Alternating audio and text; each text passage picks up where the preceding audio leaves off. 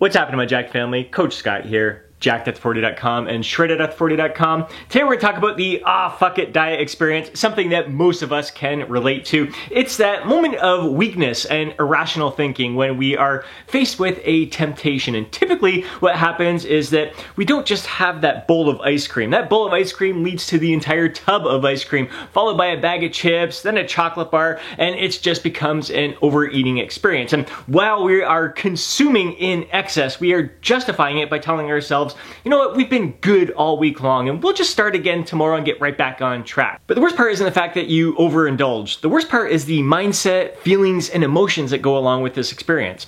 Basically, in that moment, you're telling yourself, screw you, screw your goals, those aren't important, it's not worth it, let's just devour this ice cream. It's kind of like temporarily giving up, even though you know you're going to start again tomorrow. But again, along with those feelings and emotions, like typically afterwards, you feel guilty. You're beating yourself up. You're asking yourself, why the hell did I do that? Like, I didn't even taste most of that food. I feel stuffed. I feel gluttonous. I feel lethargic. I've got acid reflux. I'm sleeping like crap. I just don't feel good at all. And overindulging definitely wasn't worth it in that moment. So you kind of beat yourself up. It's that whole mentality in that moment. And chances are this isn't the first time you've gone through this experience. So you probably find yourself thinking, here we go again. Why do I always do this to myself? Just when things start to go good, I always find a way to sabotage myself. Let me know if you can relate to that down in a comment section below. So why do we always go through these experiences? Why do we repeat these patterns here? If you reflect back on your past experiences, chances are you're gonna find clues as to what your triggers are. In some cases, it's gonna be alcohol involved,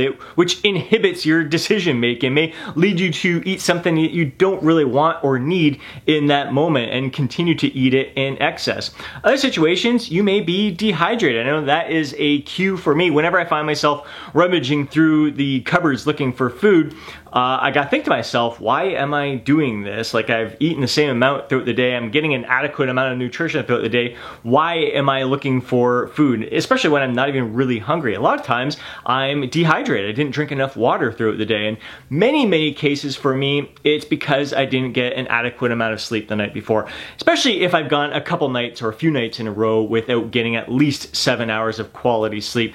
I definitely notice my appetite goes through the roof and I am looking for just foods that I typically wouldn't gravitate towards, and I just really can't seem to satisfy my appetite when I have gone a few days in a row without getting an adequate amount of sleep at night. Other common occurrences are the result of being overly restrictive with your diet, being really aggressive with your deficit, and really avoiding all of your favorite foods and treats. So when you go an extended period of time depriving yourself of an adequate amount of nutrition and some of your favorite foods, when you are presented with those treats, it is really hard to have the willpower to control yourself. And oftentimes the floodgates open, then you tell yourself, all right, it's okay, I ate in excess, I'm gonna be super aggressive with my deficit the rest of the week.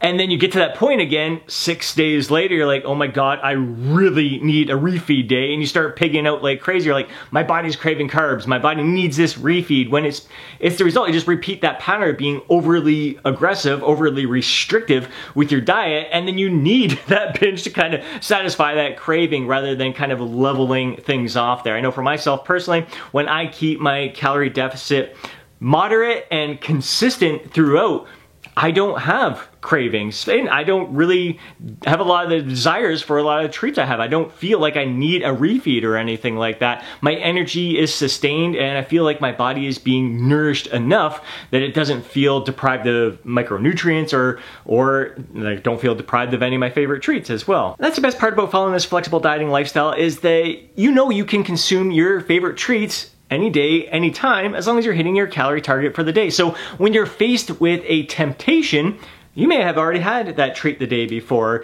You don't feel that need to overindulge in it because you know you can have some today, you can have some tomorrow. What's most important is hitting your targets for the day and staying on track, and you're eating to the point of satisfaction. And really, this kind of ties into, like, in that moment of weakness there, we're thinking irrationally. We really need to stop ourselves, ground ourselves in the moment, and start thinking more rationally, thinking to ourselves, those exact things. Like, all right, a treat has presented itself. I don't need to eat the whole freaking thing. I can just have a little bit, still hit my calorie targets for the day. Even if I go a tiny bit overboard, that's fine. I don't need to eat in excess. You can think to yourself like, all right, if I do eat in excess, I know exactly how I'm going to feel. I'm going to be beating myself up. I'm going to be feeling guilty. I'm going to be feeling overstuffed, uncomfortable, gluttonous. My sleep is going to be like crap. My performance in the gym is going to be like crap. So you can kind of talk yourself out of overindulging and talk yourself into just enjoying it to the point of satisfaction. And you can also think to yourself, do I really truly want this in this moment, or am I just having it because it's presented here? It's temptation in front of me right now. I haven't had this in a little while, but do I really, really want it? And I've had a couple of great experiences just recently where I have caught myself in that moment. One was just the other day when my daughter came over to watch a movie, and she wanted some ice cream, some Ben & Jerry's ice cream. I went to the store. It was on sale. Like if you bought 2 of them, you got a great deal on it. So I'm like, all right, I'm gonna buy 2 of these ice creams. And I was thinking to myself immediately, I'm like, all right, usually when my daughter and I watch a movie together, I have ice cream, I have chips, I have M&Ms, like I have some form of treat while I'm watching the movie. But in that moment, like when I was thinking to myself, like I really don't want anything. I didn't have a desire for any of my favorite treats. I didn't have a desire for that ice cream. I wanted to get it on sale. So I did buy it and I put it in the freezer, and I didn't eat it for a few days until I actually had a desire for that ice cream. I'm like, all right, today's a day where I really do feel like I want to treat myself to the Ben & Jerry's there. And I still hit my calorie target for the day. I was able to enjoy that to the point of, well, it wasn't so much satisfaction. It was 1,200 calories worth of ice cream, but I made it fit my calories for the day. And in those moments as well, like it's one thing to live this flexible diet and lifestyle and think, all right, I fit a whole pint of Ben & Jerry's ice cream into my diet. Yay me, like I'm still going to achieve my goals. You don't, it's temporary satisfaction in that moment for my taste buds. I really enjoy it. But hitting my calorie target with that pint of ice cream meant that I was not going to be getting the amount of micronutrients in my diet that I normally would, that would allow me to feel my best and perform my best. Like, quality nutrition does have an impact on how you feel, how you perform, how you think, your productivity, all those things. And those are things to consider when you are thinking rationally and trying to consume things in moderation. Realize that there are going to be sacrifices that need to be made. Another great moment of rational thinking was a couple weeks ago when my daughter and I went to Grand Bend, and they got a Beaver Tails there, a nice deep fried pastry where you can put toppings on it. I love the Reese's Pieces one with Nutella, and also love the Score one with cream cheese on there, little Score bits. And because it's not something that is local to us, so I only have it a few times a year at most, it's very easy to want to eat the whole thing and go overboard and really make it a full day of chowing down, drinking in excess, eating in excess. And my daughter and I had my normal breakfast that day, had my normal kind of lunch that day, and then when we were going to get the Beaver Tails, Noelle was like, you know what? If I have a whole beaver tail, I don't think I'm gonna have an appetite for dinner. We really wanted to go to this one restaurant that we enjoy. We wanted to get some crab cakes as an appetizer, so we knew we were going to do that. And she just knew she wasn't going to enjoy that dinner as much and that appetizer as much if she was still full from that beaver tail. So before going there and picking out on the Beaver Tails, we thought rationally. I thought, you know what? That's a good idea. I'll split one with you. And it worked out perfect. I got to enjoy that little treat to the point of satisfaction, and I got to enjoy that dinner. And again, coming really close to my calorie target for the day, not feeling full, not feeling gluttonous, feeling like I lived my life to the fullest and experienced that whole day to my fullest. Trust me, I know it is not easy in that moment when you're faced with that temptation and the emotions are running wild, and you start developing that, fuck it mentality and just gonna let loose and start again tomorrow. I mean, it is hard to hit the brakes and think rationally in that moment, but the more you start practicing that, the more you start catching yourself in that moment, stopping for a second and thinking to yourself, do I really want this?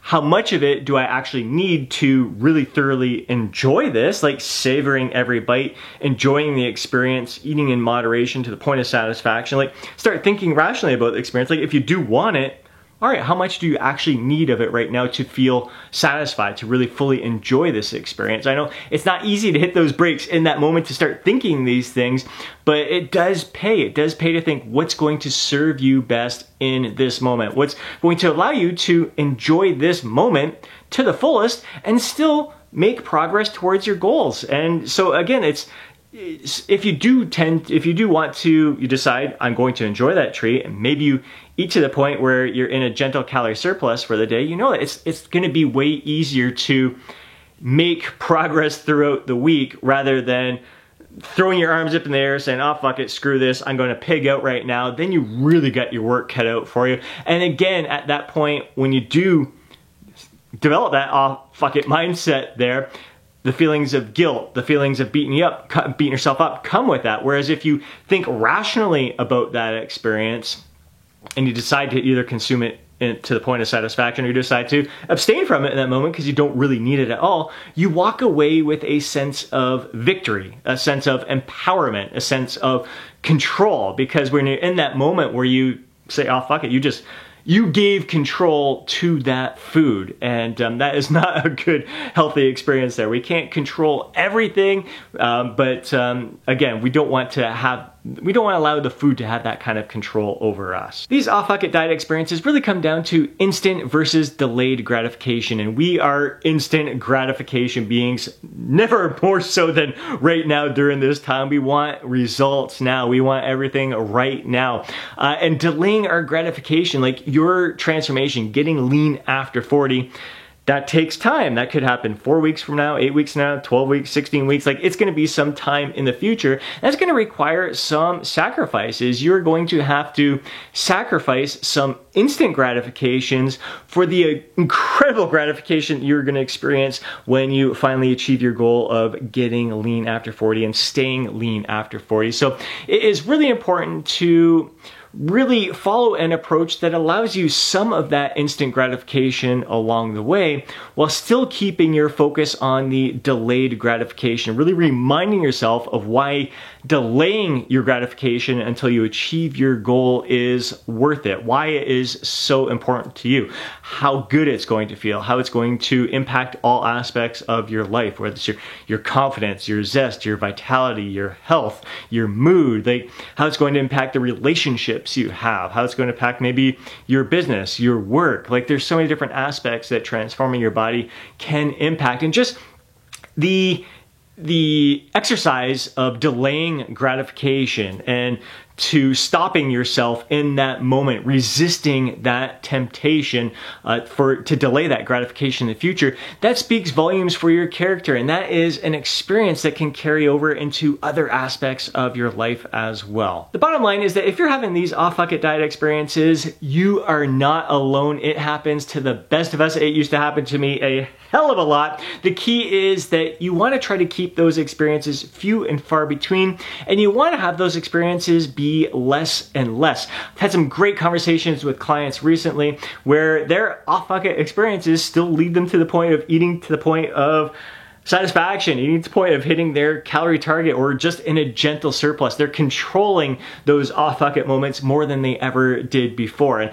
really learning and evolving from those experiences. Chances are we're going to continue to have those moments for life. I know I still have those moments from time to time where I'll just let loose, and it's going to, once I start eating some chips, it turns into 1 bag, 2 bags, or maybe a bag of chips, a bowl of ice cream, and M&Ms at the same time. Like, I am not immune to those experiences right now, but the key is that it happens so few and far between that it doesn't really have an impact on my physique, but I'm still trying to learn from those experiences. What was it that caused that? And again, for me, oftentimes, lack of sleep, dehydration, alcohol. Those are big things for me. I'm not overly restrictive with my diet anymore. I include my favorite treats from time to time, so those are never triggers for me, but it does happen to me from time to time. I'm human just like you guys, but again, always learning, always growing from the experiences to make it less I guess, overindulging in the future. I don't know